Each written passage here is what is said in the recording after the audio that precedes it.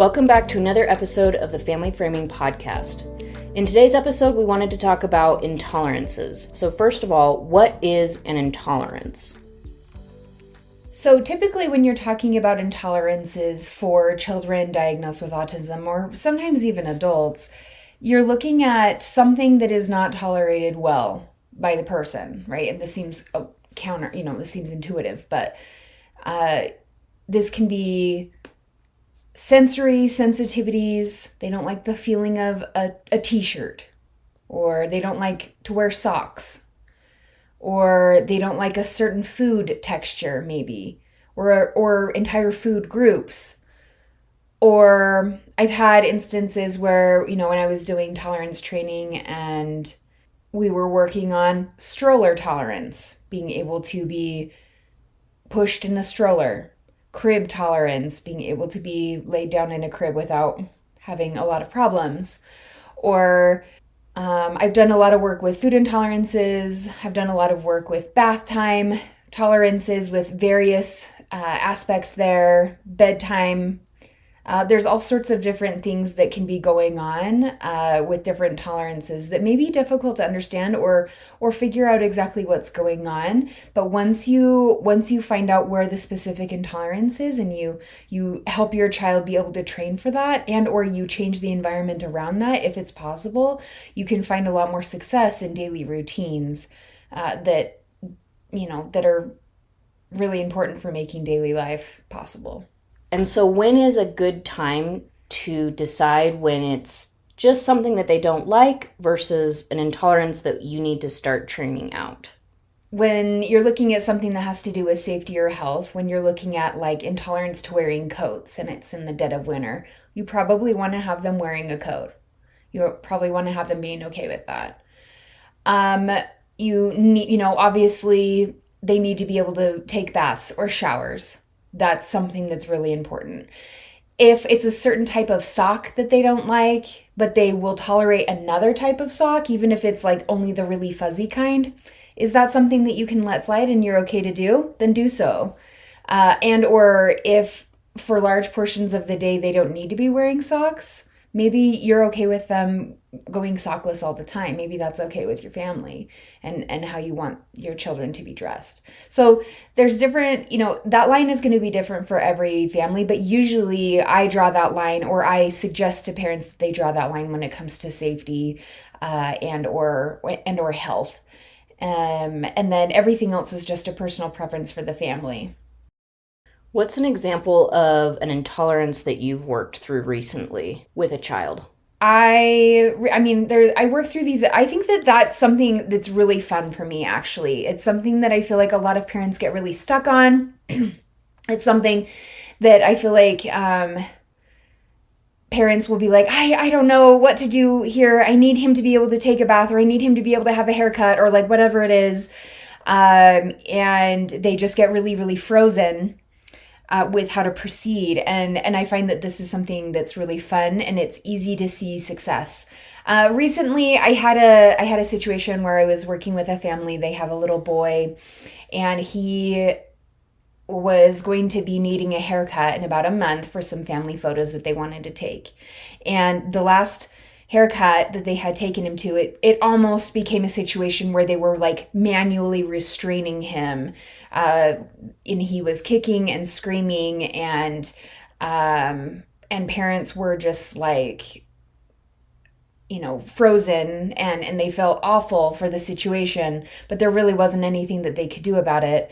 Cause like half of, his head was like half shaved already. And then he had this, he wasn't tolerating the buzzer near his ears or cutting his hair. He wasn't tolerating the hair falling on him, etc. And it was a horrible, horrible experience. And so they came to me and they were like, you know what, we really want his next haircut to be really smooth. And so I had the experience of like, there were multiple facets of where the intolerance was. So I had to train multiple different tolerances. The first one that we trained was he had an intolerance to wearing the hair cutting cape. So we trained that. We made it so that he found wearing the hair cutting cape was really fun. We always had like fun movies on while he had that going, and he was given treats, and then we were able to fade all of that to the point where he would just like, sit there and like eat lunch with a hair cutting cape on, and it was like not a big deal, and he wasn't bothered by that at all. The next one we worked through was having the buzzer close to his ears and near his neck while it was on. Obviously, we didn't do any cutting of hair because obviously that is not my skill set, but we worked really diligently on that, and to the point where he would slightly shy away, but wasn't screaming, and was just kind of like, I don't like how that sounds, and would just move his head, because we knew he was going to a child hairdresser, like a hairdresser that they worked with children. So they were kind of used to the moving around a lot. So we weren't super strict on those things. So we worked on that. And then we also worked on him being able to sit in the chair for a while, so that he would, for 7+ minutes, so that he would be able to successfully sit through the experience. And then all together, so we went all together. Parents were there. I had my therapist there that I had trained on the program, and then I was there to observe and make sure that the therapist was doing everything right as we had practiced. And he sat down, and there was a little resistance to the cape, and then we put it on, and everything went so smooth after that. And parents turned to me and they were like, this is 100 times better than it was last time. And honestly, we only ran like the intolerance programs for like 2 weeks at different intervals. And I was pretty sure at that 2-week mark that we had everything ready to go. And I was correct. He had no problem behavior. He got a balloon at the end. It was a really great experience. He was laughing the entire time. It was like a total turnaround for his family. And it was kind of a big deal. Parents were really, really excited about it. So How often should the parents be working this into different parts of their schedule, with the buzzer or with the cape or something like that, so that we don't see horrible regression? yeah, I feel like if it were me and I had, obviously when I'm in clinical practice, I have total control. I tell the BTs, I want you to run this every day. They're going to run it every day.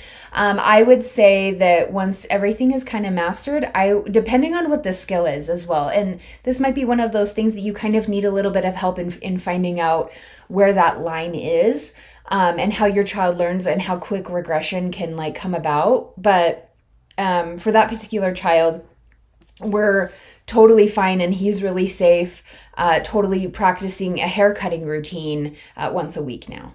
And that's totally fine. And then once we have that going for a couple of months and we don't see any regression of tolerance, we'll change that to once every couple weeks, once every couple months even, to the point where he no longer has a problem. And once every 6 months he goes to get his hair cut, and it's not a big deal. It's just what happens. It's just part of life, and he doesn't have any problems with it.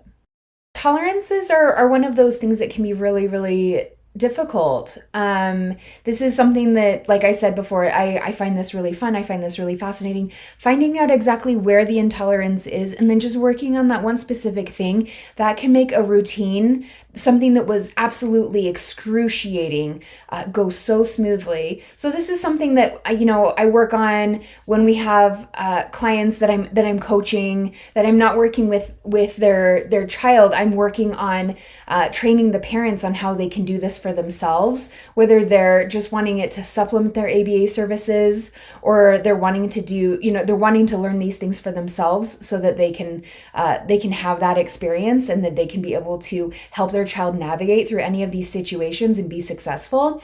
And so this is something that I offer training on and coaching on, and I work with parents through all of these different things, and I help them find out where the exact intolerance is, and then we make a plan so that the child feels safe, so that the parent feels successful, so that things are nice and simple. But we work through all of these problems until there is no intolerance anymore, or until we've navigated a really, really functional way around all of those intolerances.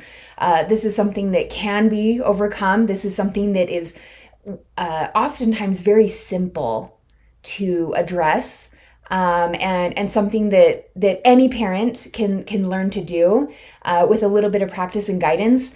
And if it's done right, the child also feels powerful and successful and like they can navigate their life even better and more opportunities are open to them. I offer coaching packages that can, if this is something that you feel like you need help on or you would like coaching on, I have experience with bath time routines, bedtime routines, food intolerances, that's a really common one, clothing intolerances, different food textures or clothing textures, stroller intolerance if you feel like you need that. The list goes on. And kind of once you start to pick up on how to address an intolerance, you kind of can rinse and repeat for multiple different intolerances. And that's kind of the fun part is like, as I've been coaching with parents and I bring them through my process, and then they start to see with the first intolerance that things are so much better and their child can navigate through those things so much better and they're so much more successful. The parents start to apply it to other areas of life because now they know what to do, and pretty soon all of those other areas of life get better as well. So that's kind of one of the fun things about intolerances and the work that we do there is that it can be applied to so many different things, and success rates can be very, very, very fast. What's the number one tip of advice that you would give to parents when it comes to intolerances? My number one tip for parents with intolerances would be get yourself a good consult with a professional that you trust on that. Myself, maybe your ABA provider or a trusted ABA provider in the area that you are aware of. And then secondly would be to take your time and be patient with where your child is at and just focus on getting them successful with where they're at in their progression through this process. To book a consult or to contact you, my link is in the description, and that consult is free, and then I can tailor my coaching package to your needs. Maybe you only want to work on a very specific thing and you only need a couple, maybe you just need a little bit of guidance on what to do, or maybe some mindset stuff, or maybe you want to work on quite a few different things or some really, really big areas. And so I can totally tailor that to your needs. Just go ahead and follow that link and I can get you set up with a free consult. Thank you so much. For those that tuned in, thanks so much for listening. If you have a question you'd like us to talk about, please send it to us at famframing@gmail.com. That's famframing@gmail.com. Also check out our social media for more great tips and resources. Thanks again, and we'll catch you next week.